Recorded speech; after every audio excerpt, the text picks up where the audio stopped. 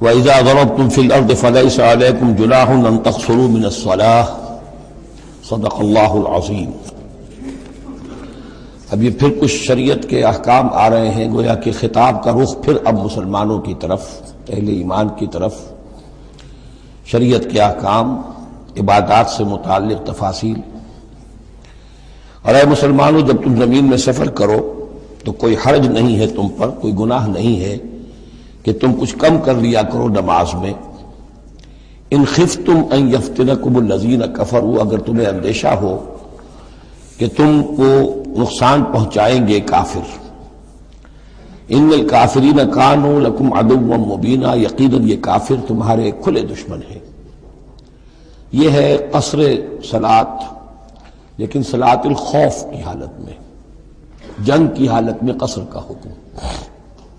اور اس میں بھی خاص طور پر جو صورتحال تھی کہ جب حضور کے ساتھ ہوتے تھے تو اب اگر شکل یہ ہوتی کہ آدھا آدھا لشکر علیحدہ علیحدہ نماز پڑھے اور پھر حضور ایک کے ساتھ نماز پڑھیں تو دوسروں کو محرومی کا احساس ہوتا۔ لہذا آپ دیکھیے کہ ایک بہت عمدہ تدبیر بتائی گئی۔ فَإِذَا كُنْتَ فِيهِمْ، تو اے نبی جب آپ بھی ان کے اندر موجود ہوں، فَأَقَمْتَ لَهُمُ الصَّلَاةَ، اور آپ نے ان کے لیے نماز کھڑی کر دی ہو، فَلْتَقُمْ طَائِفَةٌ مِّنْهُمْ مَعَكَ، تو ان میں سے ایک گروہ کو تو کھڑے ہونا چاہیے آپ کے ساتھ۔ وَلْيَأْخُذُوا أَسْلِحَتَهُمْ، اور جو دوسرے ہیں وہ اپنا اسلحہ لے کر وہ چاق و چوبند رہیں۔ فَإِذَا سَجَدُوا فَلْيَكُونُوا مِن وَرَائِكُمْ، تاکہ جب تم سجدہ کرو، جو حضور کے ساتھ نماز پڑھ رہے سجدے میں جائیں تو وہ دوسرا گروہ جو ہے جو نماز میں شریک نہیں ہے وہ ان کی حفاظت کرے، کھڑے رہیں ان کے پیچھے۔ وَلْتَأْتِ طَائِفَةٌ أُخْرَىٰ، اب اس کے بعد ہوتا کیا تھا کہ حضور نے ایک رکعت نماز پڑھا دی اور آپ بیٹھے رہے، دوسری رکعت کے لیے اٹھے نہیں۔ دوسری رکعت مسلمانوں نے خود ادا کر لی۔ اب جب انہوں نے سلام پھیر دیا چلے گئے تو جو پہلے جو تھے جو اس وقت تک شریک نہیں ہوئے تھے وہ حضور کے پیچھے آ گئے۔ اب حضور نے ایک رکعت اور پڑھی تو ان کی ایک رکعت حضور کے پیچھے ہو گئی، اس کے بعد حضور نے ایک رکعت کے بعد سلام پھیر دیا، انہوں نے پھر ایک رکعت اور ادا کر لی، اس طریقے سے کہ کوئی بھی حضور کی امامت کے شرف سے اور فضل سے محروم نہ رہے۔ فَإِذَا سَجَدُوا فَلْيَكُونُوا مِن وَرَائِكُمْ وَلْتَأْتِ طَائِفَةٌ أُخْرَىٰ لَمْ يُصَلُّوا فَلْيُصَلُّوا مَعَكَ، اب وہ دوسرا گروہ کو آنا چاہیے کہ جنہوں نے ابھی نماز نہیں پڑھی تھی کہ وہ آپ کے ساتھ نماز پڑھیں۔ وَلْيَأْخُذُوا حِذْرَهُمْ وَأَسْلِحَتَهُمْ، اور ان کو چاہیے کہ وہ اپنی ڈھالیں بھی، اپنا بچاؤ بھی اور اسلحہ بھی ساتھ رکھے۔ وَدَّ الَّذِينَ كَفَرُوا لَوْ تَغْفُلُونَ عَنْ أَسْلِحَتِكُمْ وَأَمْتِعَتِكُمْ، یہ کافر تو اسی طاق میں رہتے ہیں، اسی امید میں رہتے ہیں کہ تم جیسے ہی غافل ہو جاؤ۔ وَدَّ الَّذِينَ كَفَرُوا لَوْ تَغْفُلُونَ عَنْ أَسْلِحَتِكُمْ، اپنے اسلحہ سے غافل ہو جاؤ، وَأَمْتِعَتِكُمْ، اور اپنے مال و اسباب سے، فَيَمِيلُونَ عَلَيْكُمْ مَيْلَةً وَاحِدَةً، تو وہ تم پر ایک دم ٹوٹ پڑے حملے کے اندر۔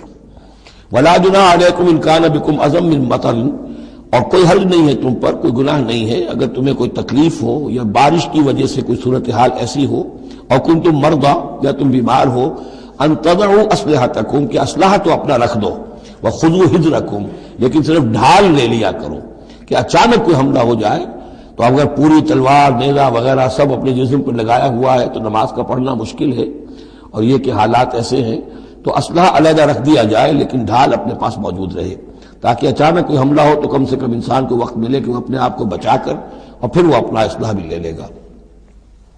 ان اللہ اعد للکافرین عذابا مہینا، یقیناً اللہ تعالیٰ نے کافروں کے لیے ایک بہت اہانت آمیز عذاب تیار کر رکھا ہے۔ فَإِذَا قَضَيْتُمُ الصَّلَاةَ، پھر جب یہ نماز اس طریقے سے تم ادا کر لو، فَاذْكُرُوا اللَّهَ قِيَامًا وَقُعُودًا وَعَلَىٰ جُنُوبِكُمْ، تو پھر ذکر کرو اللہ کا، کھڑے ہوئے، بیٹھے ہوئے، لیٹے ہوئے، سواریوں پر چلتے ہوئے۔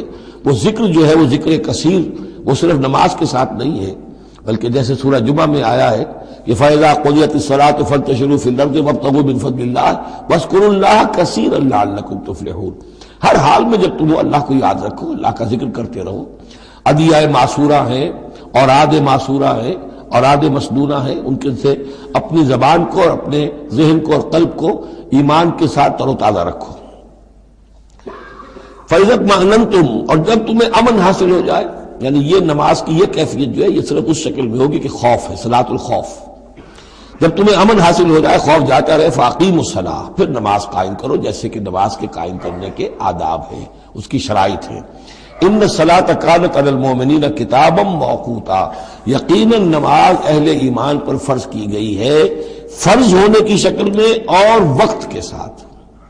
اس کی فرضیت ہے اور موقوت ہے، اس کے اپنے اوقات ہیں، اور اس اوقات کے ضمن میں میں آپ کو بتا چکا ہوں کہ حضرت جبرائیل نے 2 دن نماز آپ کو پڑھائی، ایک دن 5 نمازیں اول وقت میں، دوسرے دن 5 نمازیں آخر وقت میں، اور بتایا کہ ان کے مابین وقت ہے۔